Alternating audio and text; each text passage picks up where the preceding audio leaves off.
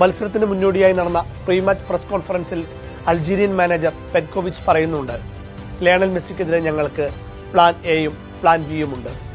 ഏത്? മെസ്സിക്കെതിരെ.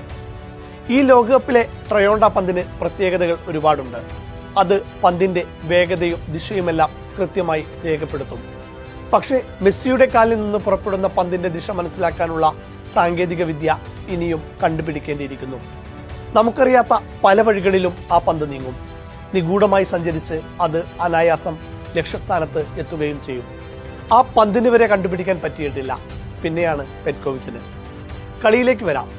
Of side കണി പൊട്ടിക്കാനാവാത്ത ആദ്യ ട്രൈ കഴിഞ്ഞ് 10 മിനിറ്റ് പിന്നിട്ടപ്പോൾ തന്നെ മെസ്സി ആദ്യ ഗോൾ നേടി. ആ ഗോളിലേക്ക് റോഡ്രിഗോ ഡി പോൾ പാകിയ വഴിക്കാണ് കയ്യടി. സെൻട്രൽ ഹാഫിലൂടെയുള്ള ത്രൂ ബോളിൽ 4 അൾജീരിയൻ താരങ്ങളാണ് ബീറ്റണായത്.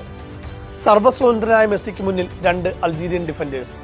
വെട്ടിയൊഴിഞ്ഞ് വൈഡേരിയയിലേക്ക് പോകുമെന്ന് പ്രതീക്ഷിച്ച പ്രതിരോധക്കാരുടെ കാലിനിടയിലൂടെ മെസ്സി ആ പോസ്റ്റിനെ ലക്ഷ്യം വെച്ചു. ബോക്സിന് പുറത്തു നിന്നുള്ളൊരു ബുള്ളറ്റ് സിദാന്റെ മകൻ ലൂക്ക സിദാന്റെ കയ്യിൽ തട്ടി വലയിലേക്ക്. മെസ്സിക്ക് ചിന്തിക്കാനുള്ള സമയം പോലും കൊടുക്കാൻ പാടില്ലെന്ന പ്രാഥമിക പാഠം മറന്നാണ് അൾജീരിയൻ പ്രതിരോധം അവരുടെ ബോൾ തുറന്നിട്ടത്. 60-ാം മിനിറ്റിലും 76-ാം മിനിറ്റിലും മെസ്സി അത്ഭുത പ്രവർത്തികൾ തുടർന്നു.